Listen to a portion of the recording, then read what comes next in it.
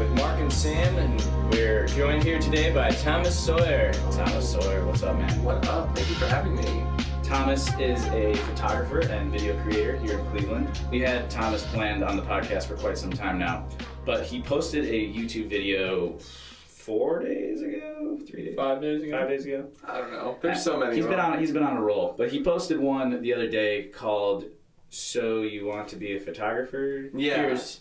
Here's how I did it." Yeah, something like that. The concept of that video, the narrative of the video, that's something I talk about constantly. Like, I've been talking about it on my podcast, I talk about it on my channel all the time. Like, I just want to create genuine, authentic content that speaks to me personally, but also speaks to an audience that can connect with something like that. And so, the video itself is basically my story of finding photography and failing my way into being successful at it. Yeah. Just making mistakes and learning to experiment and find what I'm actually passionate about rather than finding something that would make me successful. Finding something that would pay the bills is not my end goal. Right. So it's finding something I'm actually passionate about and then making that my life. Yeah, and that's something we definitely share. Yeah. Did you say failing your way? Yeah, failing my way to success. That. Yeah. This is one of the topics we have on our docket here. Okay, so I want to talk a little bit about that video in particular, and there's just a lot of parallels that I learned about you that even connected us even further. It was really funny. So first off was, you said you started getting really into photography when you went to on a mission to El Salvador. Yeah. Right, so you're doing some charity work there. And it's really funny because right around the same time, Mark and I took a trip to Honduras. Really? Similar thing for a charity, and we were both doing tons of photo and video. We had both been in the class in high school where we learned that. Another parallel that was hilarious. And then the last thing that I thought was really funny is you're saying you try to skip as many days of school as possible. And before you even put the text up, I was like, yeah, 28 days. Yeah. Because I was like, dude, I always got my 28 days. Because for the longest time, I was taking a video camera and skipping school, and we were going snowboarding. And I wanted to make a snowboard film so bad. And I actually joined the video class with the sole intention of being able to edit this film because I couldn't edit with what I had. Yeah, just get access to editing software. Yep. And then through that I met Mark, and like, it's crazy like how if you're following your dream and pursuing a passion, even if that is skipping school, Oh yeah. That's where you can get somewhere with that. Well, I just remember spending like my entire high school career just in my bedroom, like on Flickr and MySpace, because that's all we had then. Yep. And it was just like I wasn't antisocial at school, but like my social setting was online. Yeah. And it was like before apps and everything where you could actually connect with people. It was like when you had to know a little bit of code. Yeah. Oh yeah. Yeah, you had to know a little code. You had your top 9 on MySpace, whatever. What was it? Top 8. Top 8. Did it right. Yeah. So I'm getting confused with that Instagram. Oh yeah.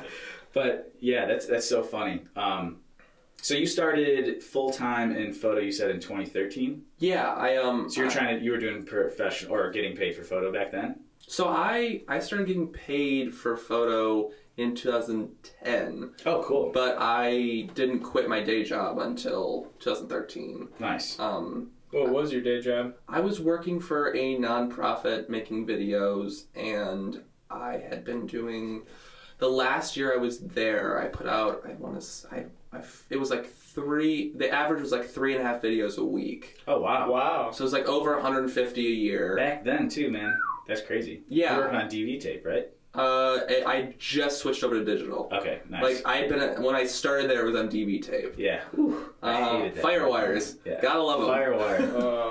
You gotta play it back in real time. Mm-hmm. So I quit my job because I was getting burnt out, obviously, making that many videos a year.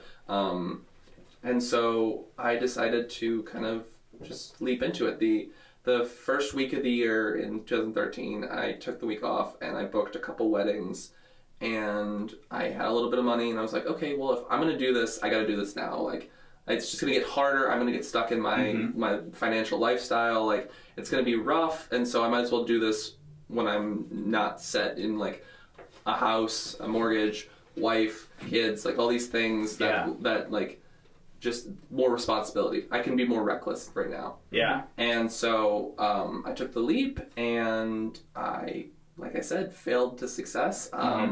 I made a lot of mistakes. I had to get a part-time job at one point because things were so sparse. But I found that once I focus on my passions and spend time dedicated towards making things I actually care about, that's when clients come to me. Not when I start making things that I think I'll be able to leverage. So like I started doing the Artisan series just out of kind of curiosity and a little bit of boredom because nothing was coming in. Yeah. And I was just like, I've got time. Why don't I do this? Like, this seems really interesting.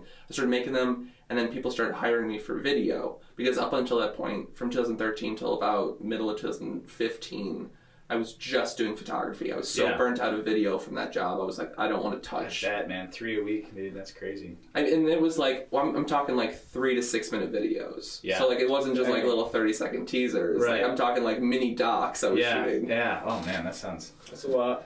Sounds miserable to me. And it was a one person production. Yeah.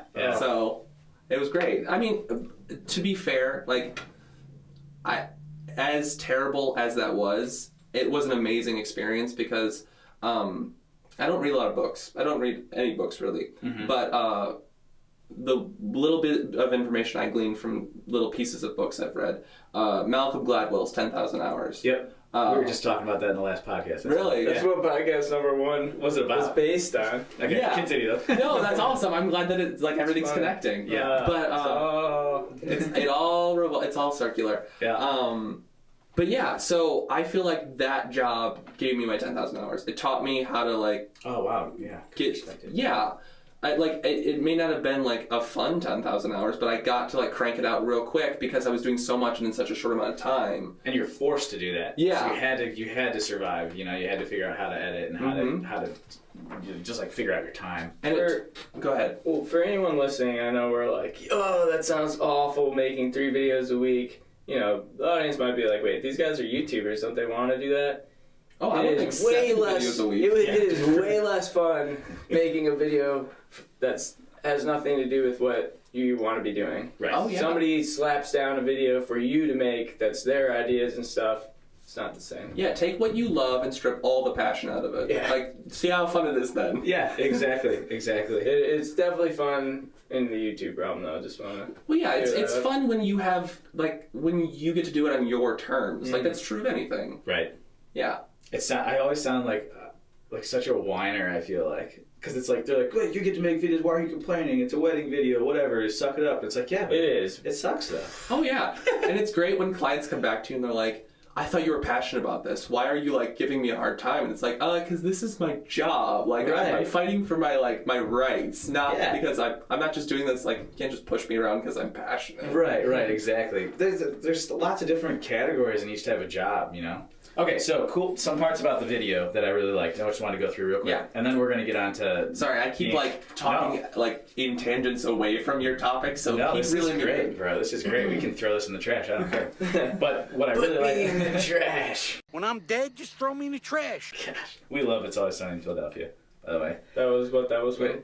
If we get any comments about Mark's ruggedness right now, it's method acting. He's growing out his beard for a Charlie skit coming up here in a couple weeks, so lay off the comments, okay, guys? Come on. Yeah, guys. Come on. Someone called you a hobo the other week? What was that? Yeah. It was our friend, but... Yeah, it's okay. We got him back. Okay, so one thing you said, letting go of your ego to get to your goal. I called it Lego My Ego. I dig it. And basically you're saying you deserve nothing. Yeah.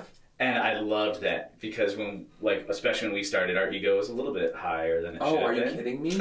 When I started photography, I thought I was the shit. Dude, that montage you did was so sick. Showing all that, when you pop the music in. Yeah. It was like dun, dun, dun, dun, dun. I'm going to shoot beautiful people. I'm going to get paid to do whatever I want, and it's going to be perfect. Sweet, but it's perfectly said what you're saying right now. I was trying to tell the story the way I needed to tell it. It was great. Thank you. But it's so true. I remember. So for those of you who don't know me, part of my backstory is I dropped out of community college. Mm-hmm. So I have no education. Me too. Yeah, it's fantastic. But I remember I was in the Intro to Photography course for one day, and there was a 3-hour lecture, and there was a break in between. And this girl and I were sitting outside the classroom, and she said to me, "You are going to say the wrong thing to the wrong person and get your ass kicked one day.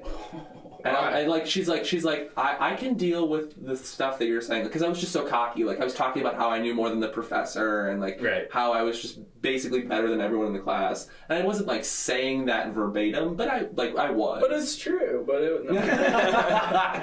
But it just like, and it was so like, it was one of those moments that like I remember thinking about that like a couple weeks later after I dropped the class and I ended up dropping out. Like, I wanted to do photography, but I was like, this is not the way to operate. Like, this is not how you're going to do anything in life. Like, you're just becoming the people that you resent in life. Yeah. Like, I found so much that I was like, okay, that's a quality of someone I don't want to be. Mm-hmm. And I have to find, like, because I can't be a good photographer, I can't be a good business owner, I can't be a good human if I'm not true to my own values. Exactly. Let go my ego. Yeah. Gotta ditch that ego. To get it's not to your good goal. for you. Now, it's good to have pride. Yes, pride and confidence. Yeah. That's what I was trying to say. You definitely need to be confident. I mean, if you show up to a shoot and you're not confident, like, the client is going to be like, what is going on? This dude needs to be confident in what he's doing. Like, I think that's why I didn't do so well in the first years of my business, is because I had all that ego when I started. Yeah. And then I got rid of it and I lost all confidence. I was like, oh, my work isn't that great. And then I got into it and I was like really hard on myself.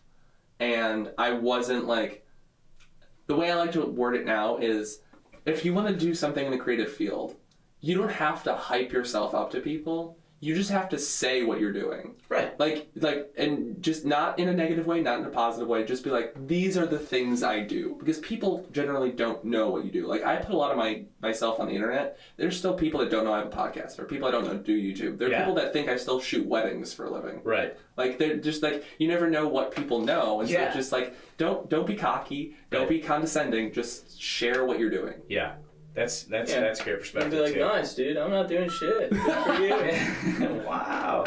Yeah, the idea that you put something on and everyone knows about it, like, people don't see stuff. Yeah. It's crazy, man. You're right, though. People don't see as much as we think they do. Well, because we think, I mean, as a human, you just assume the world revolves around you. Right. And, like, you can't think that no one cares about you, but you also can't think that everyone cares about every single solitary thing you do. Right. So you have to find that balance of just being like, okay, I'm just going to talk about things until I get annoyed, and then when I'm done annoying myself, just stop talking about it.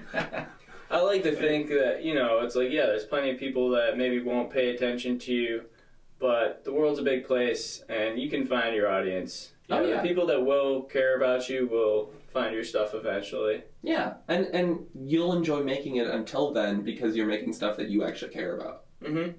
Yeah. And it's like, maybe those same people that don't know what you're up to now, that are like friends in your life, even if you do make it, maybe they still won't watch your stuff just because that's not what they're into, and, you know, that's okay. You can still find an audience. You know, everybody's not going to like everything. Oh, I don't want everyone to like my stuff. And actually, I don't know if I said this on or off the podcast, but like, I told Sam, I was like, you don't have to listen to my podcast. Like, we can still be friends. Yeah, right. Like, it doesn't matter. Like, no, you're totally right, though. I mean, you can't expect everyone, and you don't want, like you say, you don't want to make a product that's so vanilla that everyone loves it. Oh no. I mean, there's nothing you could create in the entire world that everyone would love. Yeah. Even if it was like a great, wonderful thing, there would still be haters. Yeah. You know? It's just the way it is. It's okay. It is. What was our best YouTube comment lately? You've been saying it. Hugo Nas Keys Keys or something. What? YouTube comments are so weird sometimes. This kid commented, Hugo Nas Keys Keys. It's fantastic. What? I like the inflection that you've given it. Like, it's taken on a whole other level because you have a voice for this. I say it all the time randomly. The other day I walked in the studio and Mark just like looked at me and he's like, Hugo Nas Keys Keys. And I was like, what was that? He's like, the YouTube comment, bro. And I was like, oh.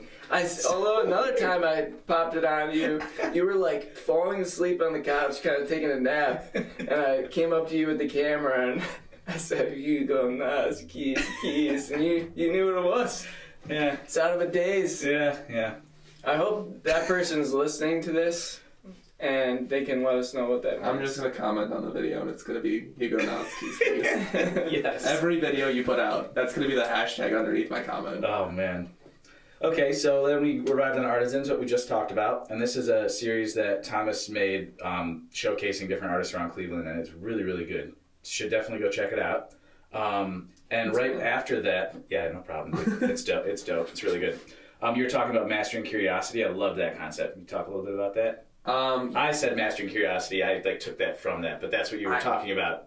No, yeah. I love it. You've taken my video and you've given your voice to it, but like it's still the same concept, and I dig it. That's like sidebar. I just like that's my favorite thing about creativity is like people can just take for like I love sharing because people take whatever they want from it. Right. Like I worried for so long about sharing things and worrying that people would take something bad or assume something bad of me, but I realized like I can't control what people think about or what they take from what I do. I can just put out with good intentions and hope for the best, and so it's really cool. Like I don't know, I dig it. Anyways, Artisans. So I started a series in 2015 where I started doing video again, and my goal was to just be as curious as possible and go into environments where I don't belong. So like I'd go into someone's workshop where they make purses, or a woodworking workshop, or a screen printing shop, and I would just ask questions and find out stuff.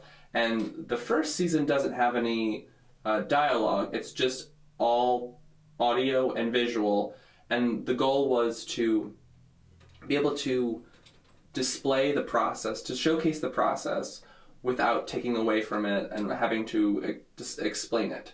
Right. That I could show that the process was art.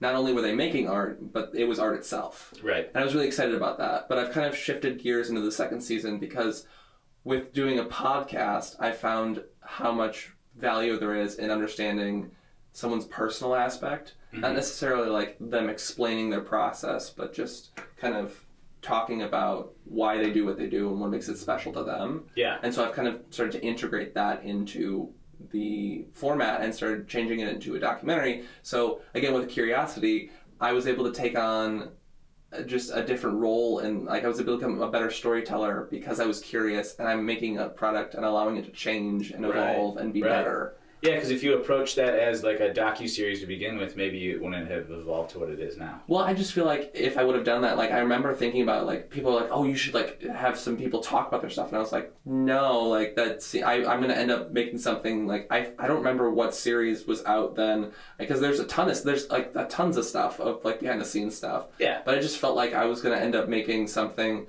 and honestly, it was probably like a little bit of PTSD from filming those like docu things at work. I was just like so like afraid of like making stuff I didn't care about, and so I was like, nah, I'm not gonna do that. I'm gonna do it my way. Yeah, do it how it feels good. And then I full circle went back to finding my own way of doing it, and so just like allowing myself to just kind of let it be and just do what I wanted to do, and just kind of live. Like I don't like to put pressure on things. Like it's fun to watch you guys like come into your studio because you have like boards with all this writing and all these maps and scripts and everything's planned, and I'm the opposite of that because I have nothing planned. Like when I step into an Artisans video, there's nothing in my mind. It's just like I'm gonna ask questions and film whatever's in front of me. They're like, what do you want to see? And I'm like, I don't know. What do you have to show me? Right. And it's fantastic. That works for me. Right. And so like I love that aspect because like with you guys, like you have everything planned. It's so like it's great because it works for you. Right. And same with yours, man. I've done that style before, and sometimes I hit, sometimes I land, and sometimes I don't. It really depends on my mood that day. Yeah. And sometimes I fall flat in my face. Like not planning doesn't always work. It just works more often than not for me. Right. Oh man, that's cool. All our crazy mumble jumble on the boards around the studios, you know, it may not be as organized as it may seem. Somebody else commented on it yesterday, and they're like, "This is what I want." And it's like, I don't know if you want that, buddy. I saw some of those notes, you know, that's code there, you know. Yeah, I don't even know what it means. A big part of that has evolved for us is that we have two different brains going on it, and as much as we connect and we have a really good relationship on sharing and relaying ideas to each other, we have to just.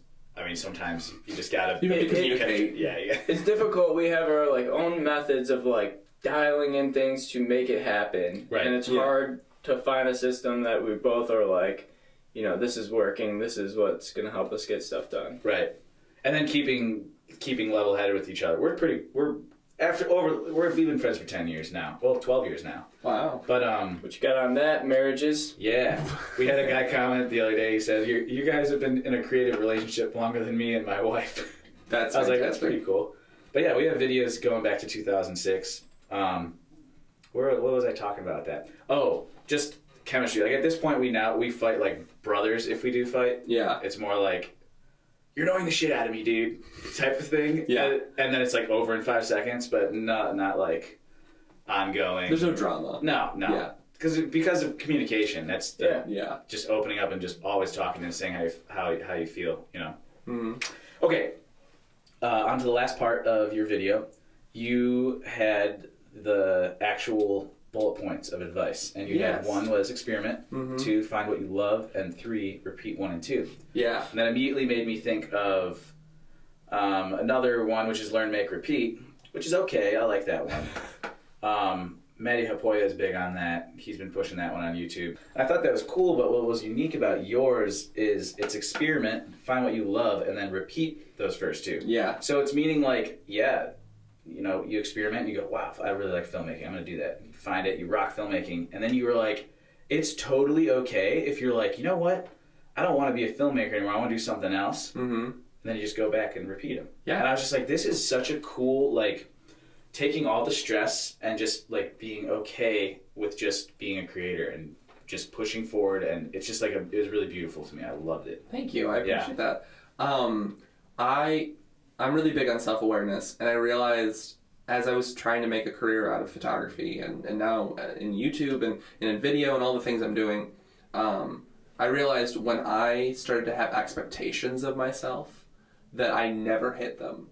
Like, I would set the bar so high and I would never hit it. Yeah. And I realized in projects where I didn't, like, where basically the bar was laying on the ground, where I set no expectations, I was always happy with the end result because I always overshot it. Right. And so I just took all the, there's so much stress and pressure in everything we do. Right. Why do we need to add more of it? Yeah. Especially for things I'm passionate about. Right. And so I just decided I'm going to allow myself to just create without expectation.